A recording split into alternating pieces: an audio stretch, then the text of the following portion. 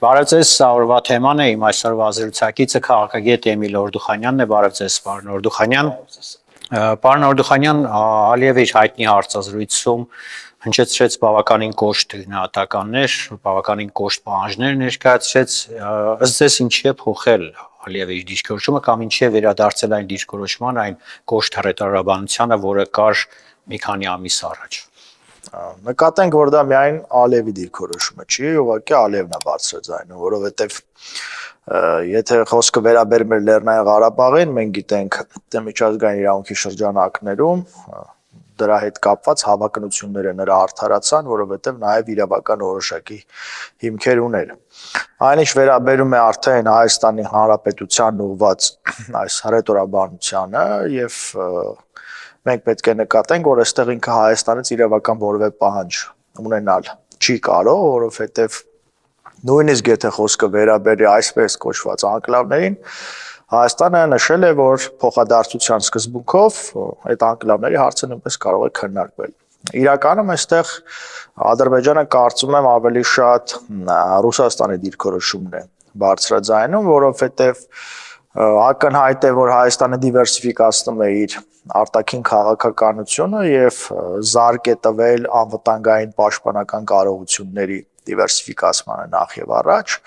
իսկ սա առաջին հերթին դուր չի գալի Ռուսաստանի դաշնությանը եւ հետեւաբար Հայաստանի վրա ճնշումներ գործադրելու իրավապայմանագրային լծակներ չունենալու պարագայում, այսպես ասենք, Ադրբեջանի շուրթերով, Ալիևի շուրթերով փորձում է ճնշումներ բանեցնել Հայաստանի վրա։ Պարզ է, որ Հայաստանից որևէ պահանջ Ադրբեջանը երբևէ ունենալ չի կարող, ոչ միջանցքի տեսքով, ոչ էլ այլ տեսքով։ Այսինքն այս պահանջները, որոնք նա ներկայացնում է, սրանք ագրեսիայի դրսևորում են առնվազն խոսքի մակարդակում, իսկ թե միջանցքնում է պետք, մեզ արդեն չէ, սա էլ ակնհայտ դարձավ, որ միջանցքի առաջին շահառուն Ռուսաստանի Դաշնությունն է, որովհետև Մոսկվան էլ է խոսում այդ միջանցքը վերահսկելու մասին, իսկ դեռ տարիներ առաջ էլ 2020-ի պատերազմի ավարտից հետո մենք նշում ենք, որ այդ միջանցքը իրականում դրա պայքարը դրա վերահսկողության համար է գնում եւ ես չեմ բացառում, որ Ռուսաստանի թողտվությունը այս տարածաշրջանում նախ 2020 թվականի պատերազմի տեսքով, հետո իրենց տեղակայմամբ Արցախ, խորքի մեջ հետապնդում էր հենց այն նպատակը, որ հետո պետք է օրակարգում այս Զանգեզուրի հարցը, միջանցքի հարցը բերվի, որովհետև հավանաբար այս բանաձևով Արցախը ձեզ ադրբեջանցիներին Սյունիքը մեզ կամ միջանցքը մեզ ռուսների պարագայում նկատի ունենալով, որ իրենք իհարկե ստրատեգիապես արդեն նախամշակել էին Ուկրաինայի նկատմամբ ագրեսիվ գործողություններ եւ այստեղ Ռուսաստան եւ Ադրբեջան շահերը այնքան լավ են համընկնում, որ նույնիսկ Ռուսաստանը աշկ է փակում Ադրբեջանի կողմից միլիոնավոր դոլարների հասնող օգնությանը, որը ցուցաբերում է Ուկրաինային։ Եվ Հայաստանին է մեղադրում, ներեցեք, ինչ-որ այցերի պարագայում կամ շփումների պարագայում, որը աբսուրդի ժանրից է։ Պարոն Օրդուխանյան, Փաշինյանը արձագանքելով Ալիևի այդ հարցազրույցին նշել է, որ Հայաստանը եւ Ադրբեջանը խոսում են տարբեր դիվանագիտական լեզուներով եւ արդյոք սա կարող է վտանգել այն խաղաղության կամ այսպես ասենք հարաբերությունների կարգավորման գործընթացը, որը վերջին ամիսներին իրականացվում էր կամ այսօր էլ որոշակի ինչ-որ առումով կա։ Տեսեք, Հայաստանը մշտապես հավատարիմ է մնացել խաղաղության օրակարգին եւ իր բոլոր քայլերը արտաքին քաղաքականության մեջ ուղղել է ոչ թե եզրերը սրելուն, այսինքն խաղաղությունը խաթարելուն, այլ հակառակը խաղաղության հասնելուն։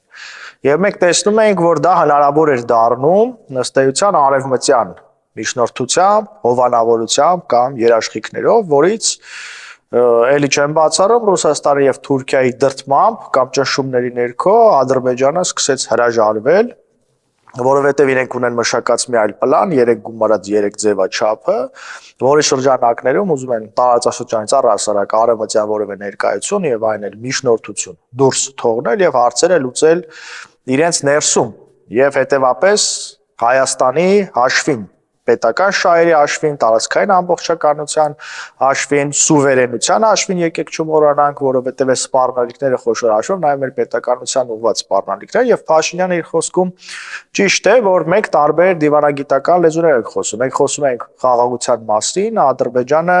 նոր ագրեսիայի նախապատրաստման խոսույթ է շրջանառում, իսկ այս պարագայում ինքը ունի հովանավոր երկու պետություն՝ Ռուսաստանը եւ Թուրքիան։ Միջանցքի բացառման հարցում եք տարածաշրջանում գոնե ունենք մեկ համախոհ, դա Իրանն է, որին նույնպես ձեռնտու չէ, բայց եկեք չմոռանանք եւ չգերագնահատենք Իրանի դերակատարությունը հետեւյալ իմաստով։ Կան մարդիկ, ովքեր նշում են, որ Իրանի միջնորդությունը կարող է ապահովել տարածաշրջան խաղաղություն։ Ես ասեմ, որ Իրանը կարող է երաշխավորել միայն Հայաստան-Իրան սահմանի անխախտությունը կամ այս սահմանի ապահովությունը, բայց այս սահմանից դուրս, այսինքն այս հատվածից դուրս, Իրանը այդպես լիազորություններ կամ գործնականում հնարավորություններ չունենալու, եւ ես այն չեմ սա շեշտադրում, որ մենք Իրանը չդիտենք որպես այլընտրանք արևմտյան պետություններին, որոնք տարածքային ամբողջականության երաշխավորման հարցում Հայաստանի ոչ միայն խոսում են, այլև մենք տեսնում ենք մեզ նաև պաշտպանական սպառազինությամբ օժանդակում են այս հարցում, հետևաբար Իրան-Հայաստան սահմանի մասով, այո, մենք Իրանի հետ պետք է լավագույնս համագործակցենք, բայց մյուս հատվածներում մենք երբևէ պետք է արևմտյան դերակատարությունը չնվազեցնենք, հակառակը մենք հնարավորինս պետք է ռուսական ներկայությունը նվազեցնենք, թե մեր սահմաններին, թե այլ ոլորտներում եւ բնակավարներում, որտեղ այդ ներկայությունը եւ ազդեցությունը բավականին մեծ է։ Պարոն Օրդուխանյան, պետքարտուղարության խոսնակ Մեթյու Միլլերը հայտարարել է, որ Ռուսաստանը չի խանգարում Հայաստան-Ադրբեջան հարաբերությունների կարգավորման ուղղված Միացյալ Նահանգների ջանքերին, սա ինչ է նշանակում եւ կխնդրեի մեկնաբանել։ Սա նշանակում է, որ Ռուսաստանը ուղիղ չի միջնորդում։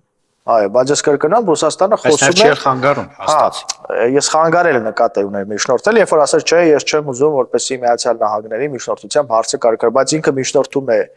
Ալիևին, այսինքն Ալիևի շուրթերով է դա անում, եւ ես նշեցի, որտեղ իրենք բազմաթիվ համադրելի շահեր ունեն, այսինքն Ռուսաստանը եթե ուղիղ գնա, ինքը դրա համար հիմնավորում չի ունենալու, ինչու թույլ չես տալիս, որպեսզի ամերիկյան միջնորդությամբ երկու պետությունների միջև խաղաղություն հաստատվի, բայց ինքը հրահարում է Ադրբեջանին, Ալիևին, որպեսզի նա չգնա խաղաղության, այսինքն ինքը իր խանգարելու process-ը, գործառույթը ըստ էության իրականացնում է Ադրբեջանի միջոցով։ Եվ Ադրբեջանն է հրաժարվել, եւ Ադրբեջանը Ռուսաստանի դաշնակիցն է, մենք գիտենք, չէ՞, նրանք կնքեցին Ուկրաինայի վրա հարձակումից 1 օր առաջ, 1-2 օր առաջ կնքեցին դաշնակցային համագործակցության մասին համաձայնագիր եւ լավագույնս համագործակցում են։ Հիմա քանի որ իրենց շահերը համադրելի են,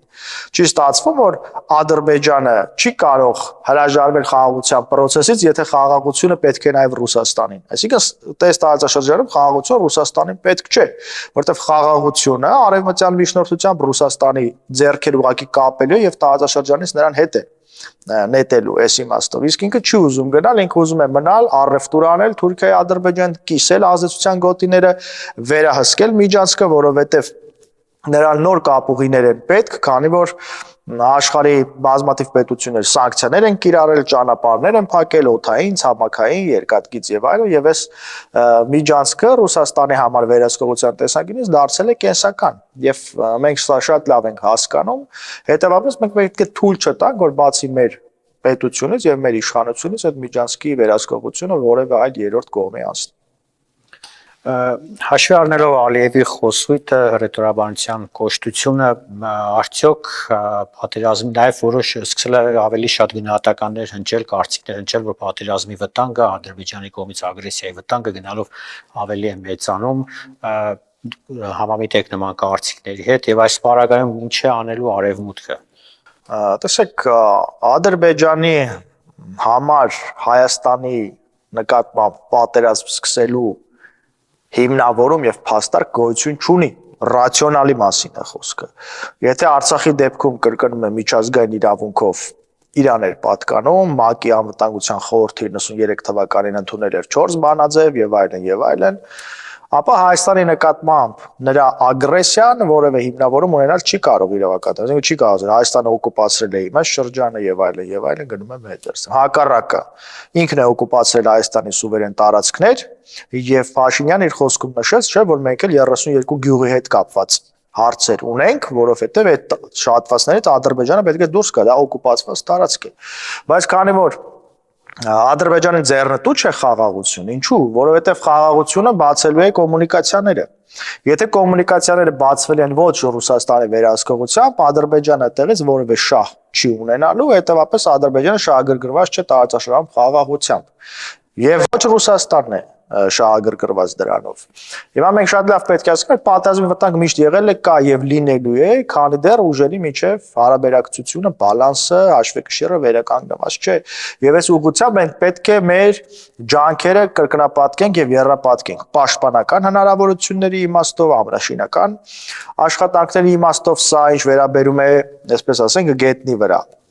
Եվ դիվանագիտության մեջ նոր գործընկերներ, նոր համադրելի շահեր ունեցող սուբյեկտներ, որոնք մուտք կգործեն Հայաստան տնտեսապես, էներգետիկ իմաստով, քաղաքականապես եւ այլն։ Այսինքն մենք հիմա, այսպես ասեմ, ամենախոցելին, այսպես ռիսկայնասյունիկն է։ Ես նշանակում ես հատվածում մենք պետք է մեր միջազգային ներկայացվածությունը ավելի ընդարձակենք, քաղաքացիական դիտորդներ, տնտեսական հնարավորություններ եւ այլն եւ այլն։ Եվ մենք հնարավորինս արագ հայ-իրանական սահմանից առնվազն հիմա պետք է ռուսական սահմանապահ ներկայություն եւ այլ ծառայություններ դուրս բերենք, որպեսզի մենք կարողանանք Հնդկաստանի հետ, Հնդկաստան-Իրան-Հայաստան առանց մի հատ էլ 4-րդ կողմի միջնորդի մեր հարաբերությունները կառուցել։ Մենք պետք է գնանք արդեն որոշակի լուրջ քայլերի, որովհետև մենք տեսնում ենք Ռուսաստանը շատ լուրջ է տրամադրված այս հարցում։ Մարդիկ կային ասում են, գիտեք ինչ ժամանակին ուզում եմ հիշեցնել, եկեք Լաչինի միջանցքը վերցնենք, փոխանակենք բանի հետ, այս մեղրու հետ, հա։ Հիմա սա այդ աբսուրդ տարածողները հիմա ինչ են ասում, նա չկա։ Պատկերացրեք մենք փոխանակած լինեինք, մեր վիճակը ինչ էր լինելու։ Այսինքն այն մեկն էլ չէր լինելու, այս մեկն էլ չէր լինելու։ Դրա համար էս ինչ ասեմ, իմաստազուրկ խոսույթը պետք է մի կողմ դնել,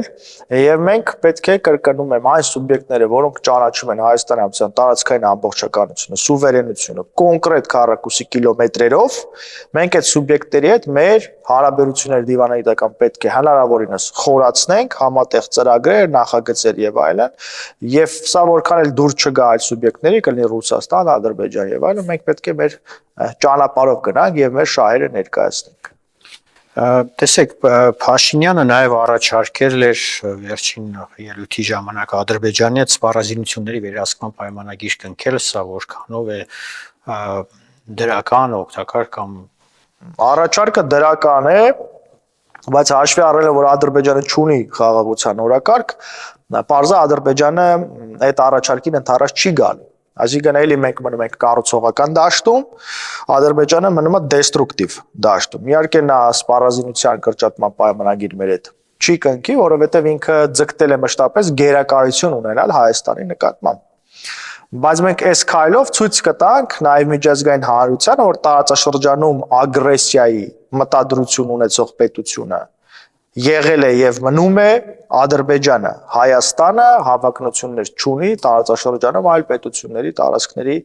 նկատմամբ։ Հիմա սրանից էլ է հրաժարվելու Ադրբեջանը, պարզա որ կամ այնպեսի կարող պայմաններ թելադրի, որ այդ պայմանագիրը դառնա իմաստազուրկ, ինչպես խաղաղության պայմանագրի դեպքում այնպեսի կետեր էր, չէ, ասել եկեք հանենք դե սա չլինի, որ մեր կողմն էլ ասեց, անգամ է կապիտուլյացիոն պայմանագիր։ Դե դա է ուզում, ես ուզում հիշեցնել Արադ Միրզոյանը ասեց, չէ, որ հետընթաց կա այս process-ում։ Այսինքն այդ հետընթացը ո՞րն է։ Այդ հետընթացը նրանց ապակառուցողական մոտեցումներն են։ Այո, Ադրբեջանի պատկերացած խաղաղությունը Հայաստանի, այսպես ասենք, հա, լուծարումն է կամ կապիտուլյացիան է, կամ հանձնում է այլ, այո, դա է ուզում ասել, կամ հանձնում է այլ սուբյեկտի տիրապետության, այսինքն Ռուսաստանին։ Այսինքն ինքը չի ուզում ուղիղ մեր հետ հարցեր լուծել, քննարկել, ինքը ուզում է իր վերադասի հետ հարցեր լուծել այս պարագայում, որովհետև ինչ եմ ասում վերադաս, որովհետև նրա հրահանգներն է կատարում, որ ինքը իրավականել ոչ մի հնարավորություն Հայաստանից ինչ-որ բան պահանջելու չունի, բայց եկել է ինչ-որ ասում է ջերմուկը ոնց որ իմն է, չգիտեմ, ինչ-որ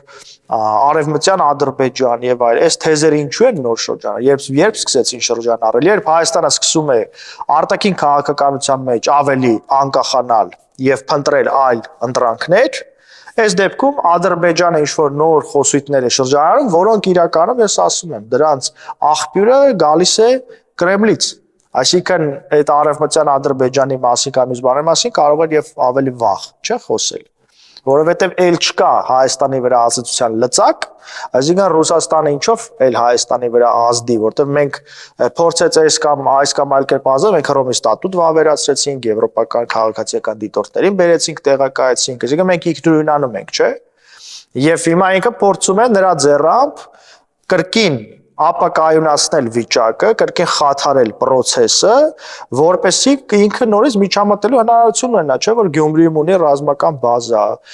տնտեսական հզորություններ ունի Հայաստանում, կապ եւ այլ բազմաթիվ բաներ, եւ մենք ամեն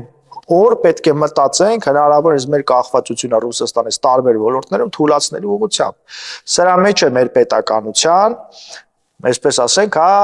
կենսականությունը։ Եթե մենք չենք գնալու այդ ճանապարհով, չես մենք գնում ենք այդ ճանապարհով, իհարկե քայլերը փոքր են, բայց դե բազա ռիսկերն են մեծ, դրա համար քայլերը շատ զգուշավոր են այս իմաստով։ Ես կարծում եմ մենք ճիշտ ուղղություն ենք ընտրել, բայց երբեմն նաև ավելի, այսպես ասենք, վճռական պետք է լինել որոշ հարցերում։